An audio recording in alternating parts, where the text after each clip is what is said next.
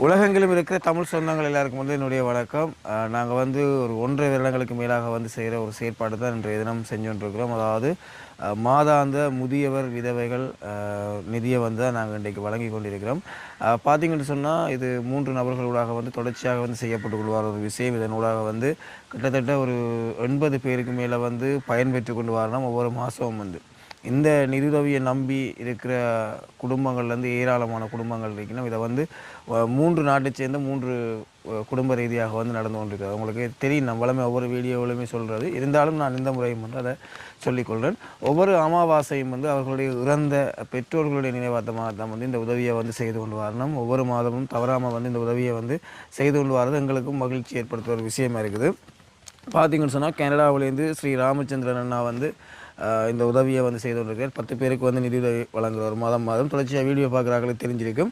அவர் வள்ளிபுரம் தம்பிராசா, கிருஷ்ணபிள்ளை சதாசிவம் தங்கமணி என்று சொல்லப்படுற அவருடைய அந்த உறவினர்கள் மூலமாகத்தான் இந்த அமாவாசை என்று சொல்லி இந்த உதவியை வந்து செய்து கொண்டிருக்கிறார். அதாவது வள்ளிபுரம் தம்பிராசா, கிருஷ்ணபிள்ளை சதாசிவம் தங்கமணி.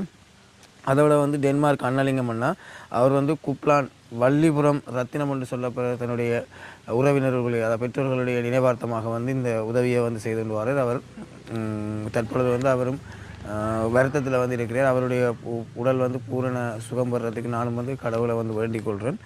அடுத்ததாக வந்து பிரான்ஸ் குடும்பம், உங்களுக்கு தெரியும், இவர்கள் வந்து கிட்டத்தட்ட 58-60 பேருக்கு வந்து உதவி செய்து கொண்டு வரணும் மாதம் வந்து.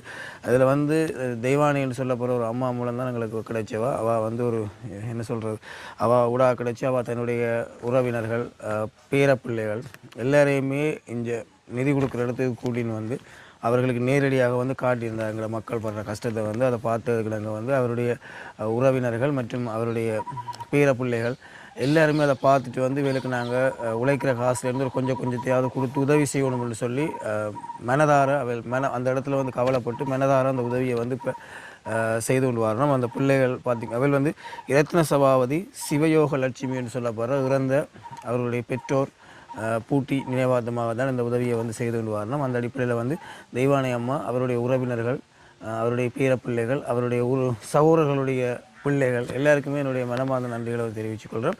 இதில் வந்து பார்த்திங்கன்னு சொன்னால் அந்த மற்றவர்களுடைய பேர் விவரங்களுக்கு வந்து சொல்லவே இல்லை, நாங்கள் கேட்டு நாங்கள் அதில் தெரியப்படுத்தலை. உதவி அந்த அவர்களுக்கு போய் சேர்ந்தா காணுமன்ற ஒரு அடிப்படையில் அந்த உதவியை செய்து கொண்டு வரணும். அது மட்டும் இல்லாமல் உடனடியாக வந்து பார்த்திங்கன்னு சொன்னாங்க, வெள்ளத்தால் பாதிக்கப்பட்ட மக்களுக்கு வந்து உதவி கேட்டதுக்கு நாங்கள் வந்து உடனடியாக வந்து எங்களுக்கு 3 லட்சம் ரூபா பணத்தை தந்து கஷ்டப்படுற மக்களை தேடி போய் கொடுங்கன்னு சொல்லி ஒரு பெரிய தொகையை அனுப்பி உதவியை செய்த முதல் குடும்பமாக இந்த குடும்பம் இருக்குது. இந்த அடிப்படையில் வந்து இந்த பிரான்ஸ் ஃபேமிலிக்கும் வந்து எங்களுடைய மனமார்ந்த நன்றிகளை வந்து தெரிவித்துக் கொள்கிறோம். இரத்திர சபாபதி சிவயோக லட்சுமிக்கும் வந்து எங்களுடைய ஆத்மா சாந்தியிடையே நாங்கள் பிரார்த்தித்துக் கொள்கிறோம். நன்றி சொந்தங்களே, தொடர்ச்சியாக எங்களுடைய முதியவர் வீடியோவில் வந்து இணைஞ்சு கொள்ளுங்கள்.